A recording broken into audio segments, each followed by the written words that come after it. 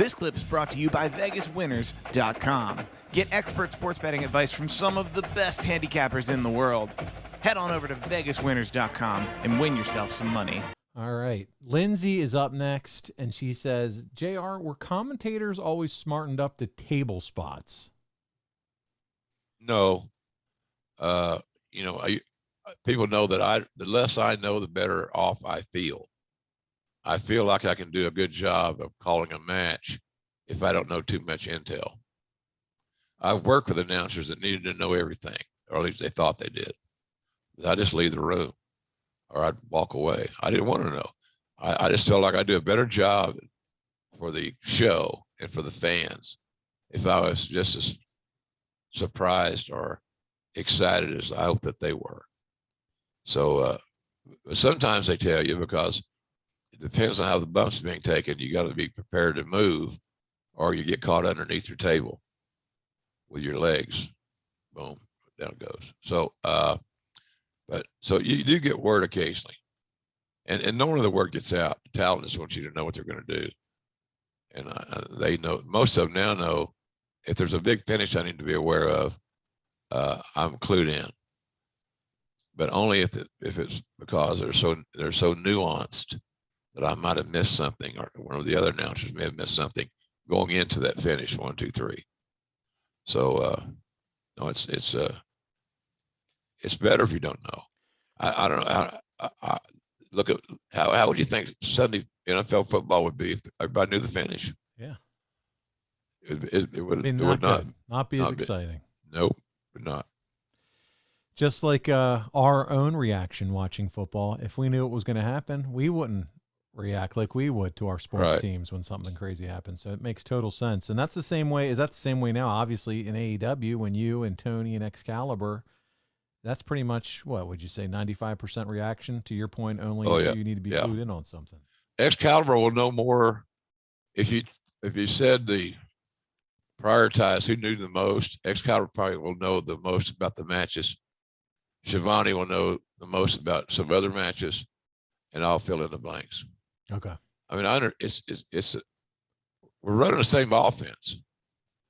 Get talent over, calling the action in a non-eye rolling way. So we're all got the same journey. We're all on the same journey. Some of us take different routes to get there. And I'm not saying my route is better than theirs whatsoever. Probably being old school like this and all these years in the business, other than mispronouncing a name every now and then, which people love to remind me of.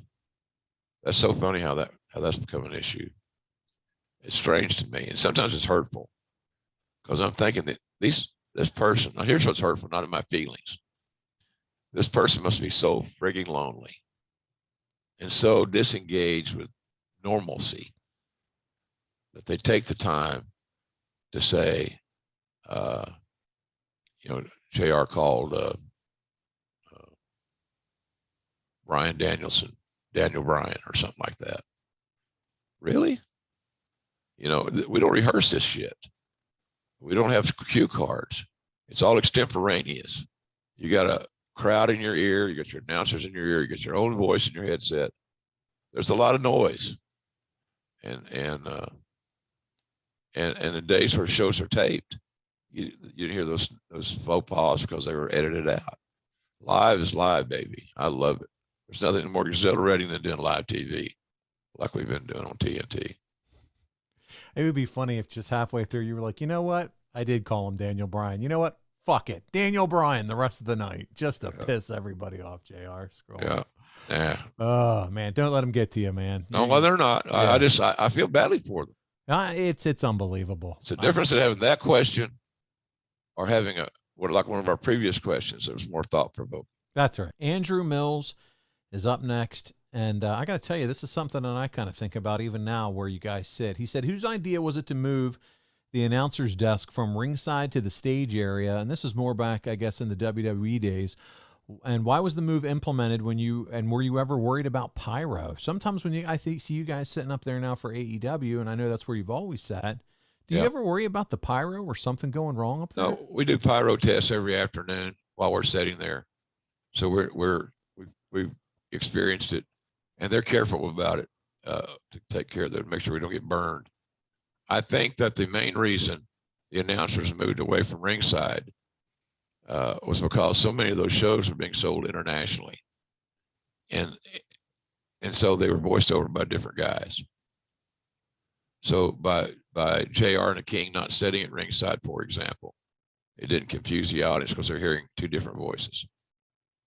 That's how I've always believed that it was.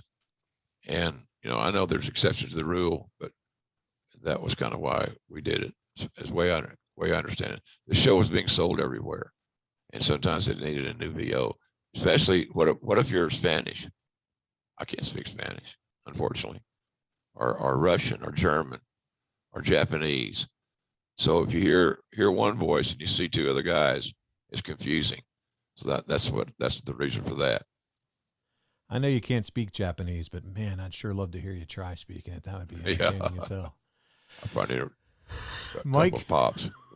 Give me some nice warm. Hey, it's Conrad Thompson. Thanks for checking out the podcast here on YouTube. Be sure to hit the subscribe button and the notifications bell so you get a notice anytime we upload some new content. And go save yourself some money right now. If you're in a 30-year loan or you have credit card debt, it's not a matter of if I can save you money. It's a matter of how much.